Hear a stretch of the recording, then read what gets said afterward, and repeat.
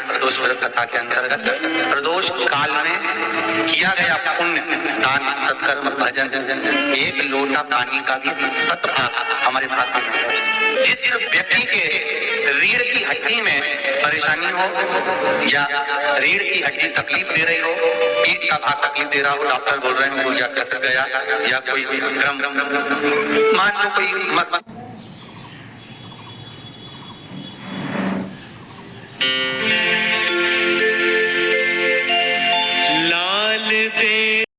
कोई मस्तिष्क से जुड़ी बीमारी हो, ट्यूमर हो गया हो, कोई कुछ हो गया हो, गांठ पड़ गई हो मस्तिष्क के अंदर, तो शिव महापुराण की कथा कहती है प्रदोष के दिन, जिस दिन मंगलवार की भौम प्रदोष का दिन हो महाराज, प्रदोष काल में प्रदोष के दिन शंकर भगवान को पीले का गुर्दा, जो पीला होता है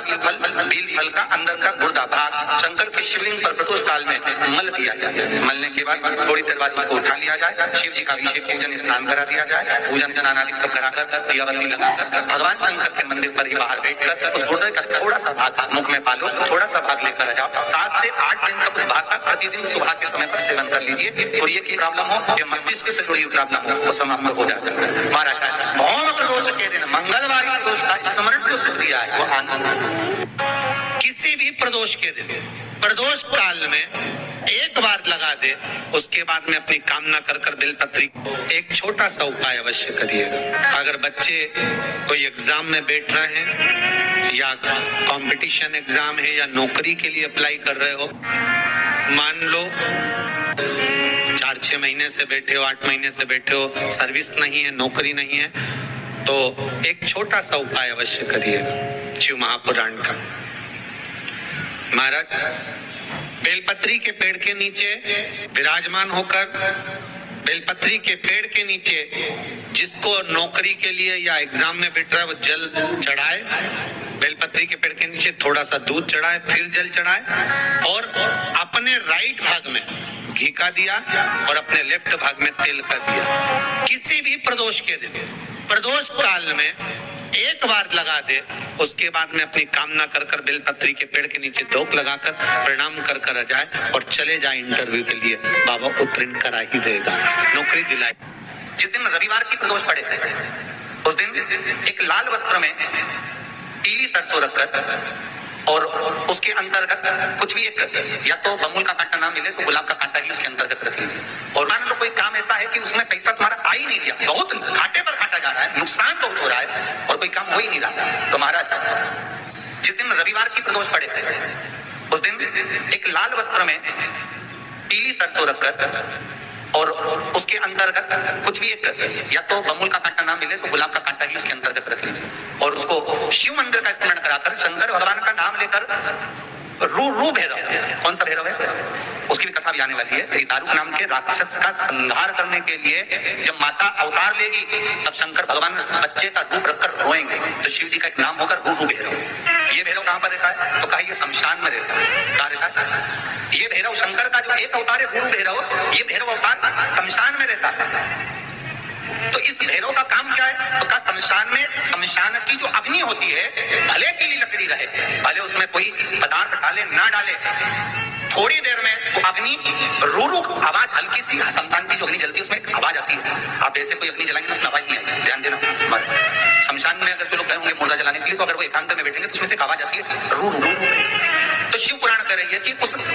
सरसों को, कांटे को रू भैरव का नाम लेकर जिस व्यापार जो नहीं चल रहा है, दुकान जो नहीं चल रही है, उस दुकान के सामने, उस व्यापार के सम्मुख में उसको जला दिया जाता है। ये करा जाता है रवि प्रदोष के दिन। कौन से प्रदोष? रवि प्रदोष के, जो सुख का भान कराता है, व्यापार की उन्नति के लिए, समृद्धि के लिए, लक्ष्मी के लिए इसका प्रयोग किया जाए। तो यहाँ पर दारुक नाम का जो असुर है, दारुक नाम का जो राक्षस है, उसका एक ही कहना है कि मैं मरूं, मना नहीं है ब्रह्मदेव पर, वो मरने का। नंदी का एक पांव जो ऊपर होता है, आप लोग दर्शन करे होंगे शंकर जी के मंदिर में नंदी के, तो नंदी का एक पांव उठा हुआ होता है, एक पांव नीचे की होता है। हड्डी से जुड़ा हुआ रोग, नेत्रों से जुड़ा हुआ, मस्तिष्क से जुड़ा हुआ कोई रोग रहता है तो एक नीले कलर का फूल आता है महाराज, उस फूल में हल्दी डालकर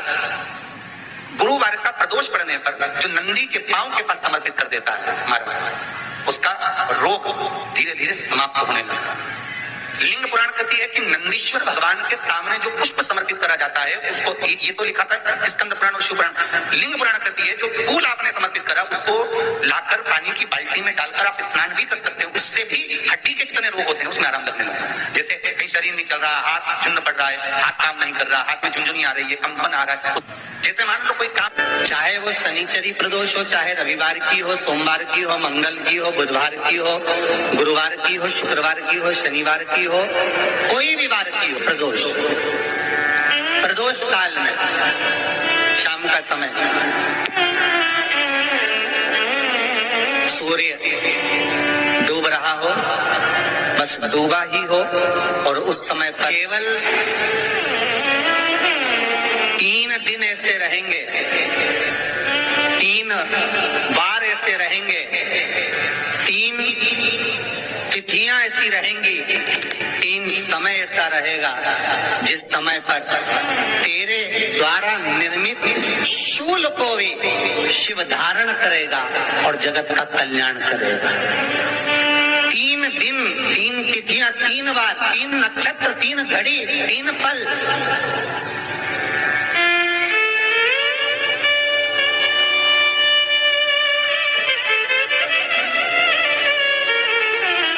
जिसमें बाबा शूल भी धारण करते हैं, और शूल अकेले धारण नहीं करते महाराज। जो धतूरा होता है ना, दर्शन करें धतूरे के, कांटे कांटे सा होता है धतूरा, तो वो धतूरे के साथ में बाबा शूल धारण करते हैं, बेलपत्री के शूल को। ये बहुत बहुत आनंदमय कथा है महाराज। जिसके जीवन में हमेशा कांटे ही मिले हैं। बेटी बड़ी हुई तो घर में मायके में दुख देखा, और मायके से गई ससुराल में तो ससुराल में दुख देखा।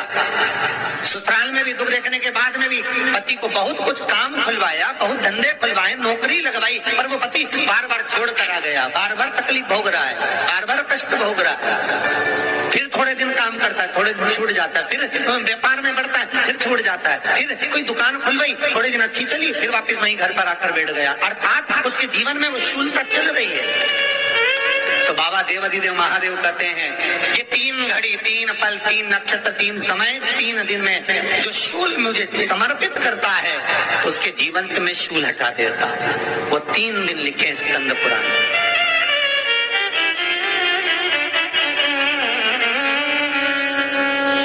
महाराज वैशाख महीने में जो प्रदोष आती है, वैसाख के महीने में बहुत ध्यान से सुनना भाई, जो अपनी जिंदगी से बहुत तंग आ गए हो, परेशान हो गए हो, कष्टमय जीवन जी रहे हो, बहुत दुखी हो गए हो, उनके लिए ये स्कंद पुराण का चरित्र फिर मिले ना मिले, आप प्रेम से सुनिए। आओ, पहला, चाहे वो शनिचरी प्रदोष हो, चाहे रविवार की हो, सोमवार की हो, मंगल की हो, बुधवार की हो, गुरुवार की हो, शुक्रवार की हो, शनिवार की हो, कोई भी वार की हो, प्रदोष, प्रदोष काल में शाम का समय सूर्य डूब रहा हो, बस डूबा ही हो, और उस समय पर सूर्य के डूबन के तुरंत बाद बाबा को धतूरे के साथ में बेलपत्री ना चढ़ाते हुए बेलपत्री के वृक्ष के 7 कांटे बाबा के शिवलिंग पर समर्पित करे जाते हैं महाराज, अपनी जिंदगी में अड़चनों को हटाने के लिए। फिर आप जिस व्यापार में उतरे, जिस व्यवसाय में उतरे, जिस नौकरी में उतरे, आप दिल से करें, आपको तरक्की मिलेगी। आप हार नहीं सकते, नीचे नहीं आ सकते, उन्नति पर ही चढ़ेंगे। एक वैशाख मास की प्रदोष, दूसरा शिवरात्रि के दिन मध्याह्न का समय महाराज, जो बड़ी शिवरात्रि होती है माघ की, बड़ी शिवरात्रि के अंतर्गत मध्याह्न का समय दोपहर के ठीक 12 बजे, चाहे फिर वो कोई भी दिन हो हमारा, शिवरात्रि जिस दिन पड़ रही हो,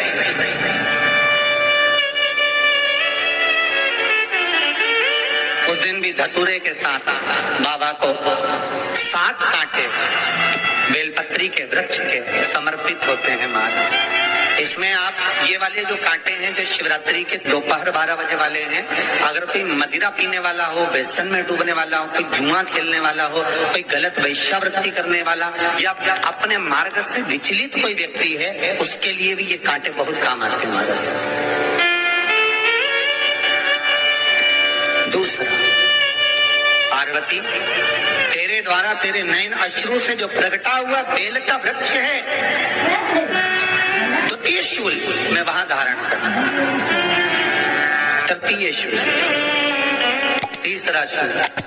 जो वर्णन करा गया महाराज। भगवान श्रावण के महीने में जो भी दूसरा सोमवार पड़े,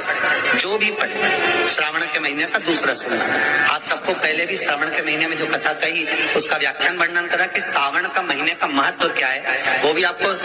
ऑनलाइन कथा में आप लोग सुन चुके हैं। लाइव कथा में श्रावण का पूरा महत्व बताया था कि श्रावण के महीने में शंकर भगवान को पूरा लेखा जोखा का भार प्रदान किया गया। दूसरा सोमवार, श्रावण के महीने का जो दूसरा सोमवार होता है, उस दूसरे सोमवार में रात्रि के समय पर, अर्थात शास्त्र अब घड़ी और पल का स्मरण करेंगे तो रात